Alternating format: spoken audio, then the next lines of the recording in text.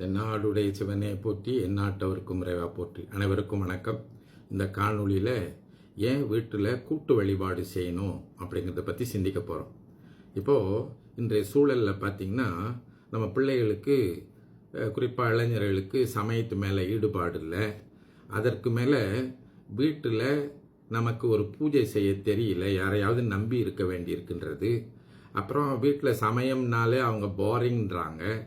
ஒரு சின்ன வழிபாடு கூட செய்ய தெரியல, திருமுறை ஓத தெரியல, நம்முடைய பண்பாட்டு உடைகளை அணிய தெரியல, இப்படின்னு சொல்லி பல்வேறு சிக்கல்களை இன்றைய தலைமுறையிடத்தில் நாம் எதிர்பார்க்குறோம். இன்னும் கூட கொஞ்சம் போய் பார்த்தீங்கன்னா பெரியவங்களுக்கே இன்றைக்கி பார்த்தீங்கன்னா வீட்டில் ஒரு பூஜை போடுறது கூட தெரியல. நம்ம பார்க்குறோம், திருமணத்தில் பார்க்குறோம், இறப்பு நிகழ்ச்சிகளை பார்க்குறோம், சூடத்தை எப்படி சுற்றுறதா அப்படி சுற்றுறதா, ஒரு தேவாரம் பாடுற ஒரு திருமணத்தில் அப்படின்னா தெரியல. இப்படிலாம் சூழல் இருக்கு இல்லைங்களா? அதையெல்லாம் மாற்றி அமைப்பதற்கு ஒரு வழி தான் இந்த கூட்டு வழிபாடு. இந்த கூட்டு வழிபாடுனா என்ன அப்படின்னு சொன்னால், அது என்ன, எப்போ செய்யலாம் அப்படின்னு நம்ம சிந்திக்கலாம். இப்போ உதாரணத்துக்கு நம்ம பிறந்த நாள் கொண்டாடுறோம், திருமண நாள் கொண்டாடுறோம், நம்ம முன்னோருடைய நினைவு நாள் கொண்டாடுறோம்.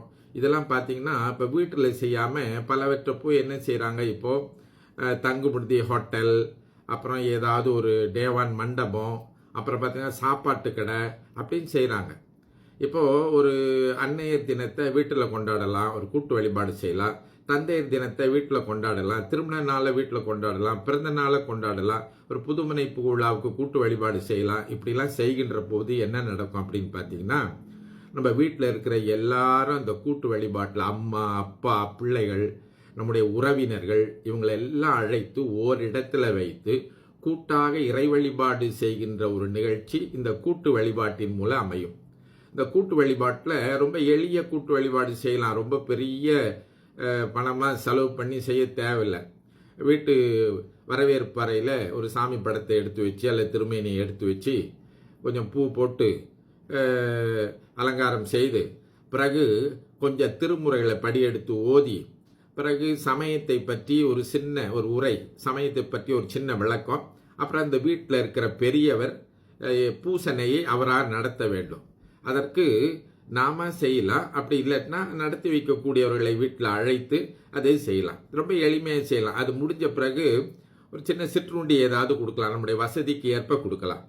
இப்படி செய்வதனால என்ன நடக்கும் அப்படின்னு பார்த்தீங்கன்னா, ஒன்று, நம்ம ஒரு கோயிலுக்கு கூப்பிட்டா வரேன்னு சொல்லாத நம்ம பிள்ளைங்க, வரல அப்படி சொல்லக்கூடிய பிள்ளைகள், அப்படி சரி ஒரு வழிபாட்டுக்கு வா, ஒரு சமய நிகழ்ச்சிக்கு வா அப்படின்னா வரமாட்டேன்றவங்க, நம்ம சில வேளையில் மனைவி வர மாட்டாங்க, சில வேளையில் வீட்டில் கணவர் வர மாட்டார்.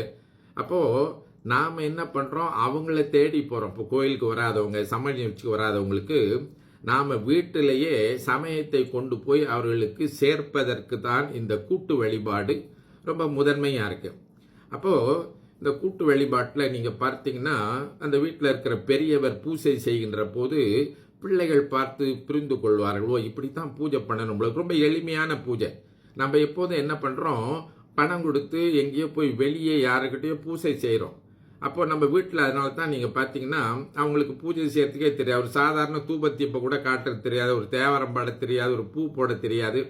இப்போ வீட்டில் நம்ம வீட்டோட நிகழ்ச்சின்னு வந்துட்ட பிறகு நீங்கள் பார்த்தீங்கன்னா குடும்பமே சேர்ந்து, அதனால இந்த குடும்ப நல்லுறவு மேம்படும், குடும்ப ஒற்றுமை ஏற்படும். வீட்டில் ஒரு நிகழ்ச்சி ஏற்பாடு பண்ண போகிறோம் அப்படின்னா, முந்தியெல்லாம் பார்த்தீங்கன்னா மாமா, மச்சான், கொண்டாங்க கொடுத்தா சொந்தக்காரர் எல்லாரும் அந்த வீட்டில் பம்பரமாக வேலை செய்வாங்க. அந்த நிகழ்ச்சிக்கு தயார் பண்ணுவாங்க. பிள்ளைகள் வேலை செய்வாங்க, அப்பா வேலை செய்வார், அம்மா வேலை செய்வாங்க, வீட்டில் சமைப்பாங்க. இப்படிலாம் இதெல்லாம் வீட்டில் குடும்பத்தினுடைய உறவை வலுப்படுத்துவதற்கு ஒரு பெரிய வாய்ப்பாய் அமையும். அதற்கு மேலே நீங்கள் பார்த்தீங்கன்னா, இப்படி கூட்டு வழிபாடு செய்கின்ற போது வீட்டிற்கு பெரியவர்கள் வருவார்கள். இப்போ பெரியவர்களை பார்க்கின்ற ஒரு வாய்ப்பு ஏற்படும். பெரியவர்கள் எப்படி நடந்து கொள்கின்றார்கள், பெரியவர்கள் வந்தால் வீட்டுக்கு எப்படி வரவேற்பது, எப்படி பண்போடு நடந்து கொள்வது இல்லைங்களா, இது போன்ற இந்த மரியாதை பண்புகள் ஒன்று வளரும். ரெண்டாவது, அடியார் இணக்கம் ஏற்படும். நம்முடைய சமயத்தில் அடியார் இணக்கத்தை பற்றி சொல்லி வைத்திருக்கின்றார்கள். இப்போது இல்லத்தரசன், குடும்ப தலைவி இவங்கெல்லாம் அடுத்து நம்ம வீட்டில் நம்ம பிள்ளைகளுக்கு நமக்கு பிறகு பூசணை செய்கிறது கற்றுக் கொடுக்கணும்ல. நம்ம யாரையாவது எப்பொழுதும் பூசை செய்ய சொல்லிட்டு நாம் உட்காந்து வேடிக்கை பார்த்துக்கிட்டு இருந்தோம்னா, இப்போ நாம் எப்படி அடுத்து நம்ம வீட்டுக்கு செய்யக்கூடியவங்க எல்லாம் அவங்க வந்து செய்ய முடியாத ஒரு சூழ்நிலை ஏற்பட்டு போட்டுன்னு வச்சுக்கொள்ளுங்களேன். அப்புறம் நாம் எப்படி வீட்டில் பூஜை பண்ணுறது? அதுக்கு மேலே நாம பூஜை பண்ணோம்னா ரொம்ப மனநிறைவு ஏற்படும் இல்லையா? அது ஒன்று. ரெண்டாவது பார்த்தீங்கன்னா, இப்படி இந்த பூசனை பண்ணுகின்ற போது அதில் மலர் போடுவது வரும், போற்றி சொல்வது வரும், மலர் போடுவது வரும். அந்த பிள்ளைகளுக்கு அந்த மலர் போடுகின்ற அந்த ஒரு வாய்ப்பு, அப்புறம் போற்றி சொல்லுகின்ற ஒரு வாய்ப்பு, அப்புறம் அந்த பூசணையில் ஒரு தேவாரம் பாடுகின்ற ஒரு வாய்ப்பு, இதெல்லாம் ஏற்படுத்தி கொடுத்தோம்னா அவங்களுக்குரிய இடத்தை நாம் கொடுப்போம். இப்போ பிள்ளைகள்லாம் திருமுறையெல்லாம் ஓத வைக்கிறோம், அவங்கள பாட வைக்கிறதுக்குன்னு ஒரு இடம் இல்லையே. அப்போ நம்ம வீட்டில் ஒரு பூஜனை செய்து அவர்களை பாட வைத்தால் அவர்களுக்கு ஒரு பெருமையாக இருக்கும். எங்கள் வீட்டு பூஜனையில் நான் பாடினேன், எங்கள் அப்பா பூஜை போட்டார், எங்கள் அப்பா என்ன பூஜை போட சொன்னார் அப்படின்னு ஒன்று அவர்களுக்குரிய இடத்தை கொடுத்து, ரெண்டாவது அவர்களை மகிழ்விப்பதாக இருக்கும். அதுக்கு மேலே பார்த்தீங்கன்னா வீட்டில் இந்த மாதிரி கூட்டு வழிபாடெல்லாம் செஞ்சோம்னா வீட்டில் ஒரு வேட்டியோ ஒரு சேலையோ ஒரு பாவாடை தாவணியோ நம்ம பண்பாட்டு உடை அணிகிறாங்க இல்லைங்களா? அப்போது நம்முடைய பண்பாட்டை அதில் வளர்க்குறோம். ரெண்டாவது திருமுறை ஓதுற சொல்லித்தர்றோம். மூன்றாவது பார்த்தீங்கன்னா அவங்க சமய சின்னங்களை அணிவார்கள். அதுக்கு மேலே இந்த கூட்டு வழிபாட்டில் பார்த்தீங்கன்னா இந்த திருமுறைகள் ஓதின பிறகு ஒரு சின்ன சொற்பொழிவு, சமயத்தை பற்றிய ஒரு சின்ன உரை, அதற்கு உரியவர்களை அழைக்கலாம். வந்து ஒரு அரை நேரமோ ஒரு காமணி நேரமோ சமயத்தை பற்றி ஏதாவது சொல்லுங்கள்னா, வழக்கமாக சமய சொற்பொழிவுனா நம்ம ஆளுங்க ஓடியே போயிடுவாங்க. அப்போது நம்ம வீட்டிலேயே வந்து ஒருத்தர் பேசுகின்ற போது அவர்கள் உட்கார்ந்து கேட்கின்ற வாய்ப்பு இருக்கு இல்லைங்களா? இப்படி பல்வேறு வகையில் இந்த கூட்டு வழிபாடுங்கிறது நமக்கு பெரும் துணையாக இருக்கும். அதற்கு மேலே வீட்டில் கூட்டு வழிபாடு செய்யும் போது நம்ம திருமுறையெல்லாம் ஓதுறோம் பார்த்தீங்களா? அப்படி திருமுறையெல்லாம் ஓதுனா வீட்டில் பலர் பார்த்தீங்கன்னா ஒரு என்னமோ சிக்கலாக இருக்குங்க, அதாக இருக்குது இதாக இருக்குது, வீடே ஒன்றும் சரியா இல்லை, இப்போ பார்த்தாலும் சண்டை வருது, அப்புறம் சில பேர் அந்த பயம் இந்த பயம் அப்படின்லாம் சொல்கிறாங்க இல்லைங்களா? அது எல்லாம் இந்த தமிழ் மந்திரங்களான திருமுறைகளை கூட்டாக ஓதுகின்ற போது அந்த வீடே இறைமயமாக ஆகி வீட்டில் இருக்கின்ற அந்த தீய சிந்தனைகள் எல்லாம் போயிருங்க.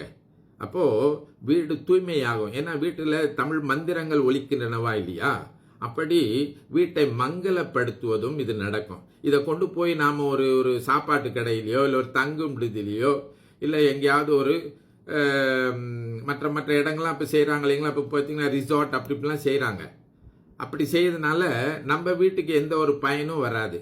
நம்ம வீட்டில் இந்த கூட்டு வழிபாடு செய்தோம்னு வச்சுங்க, அந்த பயனை எல்லாம் நம்ம இப்போ உள்ள சூழ்நிலையில் பார்த்தீங்கன்னா ஒருத்தரை போய் பார்க்கறது ரொம்ப குறைவாக இருக்குது, உறவினர்களை சந்திக்கிறது குறைவாக இருக்குது, எல்லாரும் அவங்கவுங்க வேலையை பார்த்து கொண்டு நிறைய ஓய்வே இல்லாமல் இருக்காங்க. இப்படி ஒரு கூட்டு வழிபாடு செய்கின்ற போது நம்ம உற்றார் உறவினர்களை எல்லாம் சந்திக்கின்ற ஒரு வாய்ப்பு, நண்பர்களை எல்லாம் சந்திக்கின்ற ஒரு வாய்ப்பு, நலம் விசாரிக்கின்ற ஒன்று வாய்ப்பெலாம் ஏற்படும். எனவே இதை சிந்தித்து பார்த்து நம்முடைய அடுத்த தலைமுறையினிடத்தில் இந்த சமயத்தை கொண்டு போய் சேர்க்க வேண்டுமானால் இந்த வீட்டில் பிறந்த நாள், காதணி விழா, அடுத்து நம்முடைய முன்னோர்களுக்கு நினைவு நாள். முன்னோர்கள் நினைவு நாள்லாம் இப்போ எல்லாரும் குளக்கரை ஆத்தங்கரம் கோயில் அப்படின்னு போயிட்டாங்க. முந்திலாம் முன்னோர் வழிபாடெல்லாம் வீட்டில் தான் செஞ்சாங்க. முன்னோர் நினைவு நாள்கள்லாம் வீட்டில் தான் செஞ்சாங்க.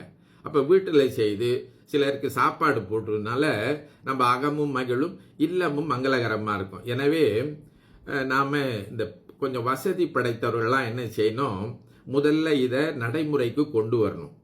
இப்போ எல்லாரும் அதான் சொல்கிறாங்க, இப்போ வசதி படைத்தவங்க இவங்க தான் செய்ய முடியுமா அப்படின்னு கேட்டிங்கன்னா எளியவர்களும் செய்ய முடியும், எளிய முறையில் செய்யலாம். அப்போ இந்த வசதி படைத்தவர்கள் படித்தவர்கள் இவங்க தான் என்ன செய்யணும், இந்த பாமர மக்களுக்கு எடுத்துக்காட்டாக இருக்க வேண்டும். அவங்களுடைய வீடுகளில் நாம் செய்ய வேண்டும். இப்போ அண்மையில் கூட நம்முடைய அரசியல் தலைவர் ஒருத்தர் அவர் வீட்டில் செய்தார் பாருங்க.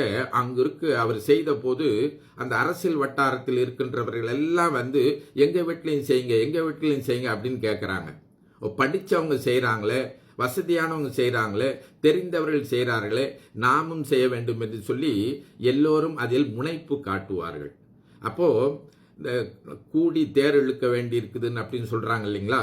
இப்போ நம்ம பிள்ளைங்க சமயத்துக்கு வரல, அதை பற்றி கேட்டுக்கல, அதை பற்றி தெரிஞ்சுக்கல அப்படின்னு புலம்பிக் கொண்டிருக்கின்ற நாம் சமயத்தை வீட்டுக்கு எடுத்துக்கிட்டு போவோம். இந்த இயக்கங்கள் எல்லாம் ஒன்று கூடி அவங்களுடைய சூழலில் அந்தந்த இடத்துல இந்த கூட்டு வழிபாடுகளை வீட்டில் நாம் செய்தோமானால் இந்த மேன்மைகோள் சைவநீதி விளங்குக உலகமெல்லாம் என்று சொல்கின்ற அந்த அரிய பணியை செய்து முடித்தவர்களாகும் என்று சொல்லி நிறைவு செய்கின்றேன். திருச்சிற்றம்பலம்.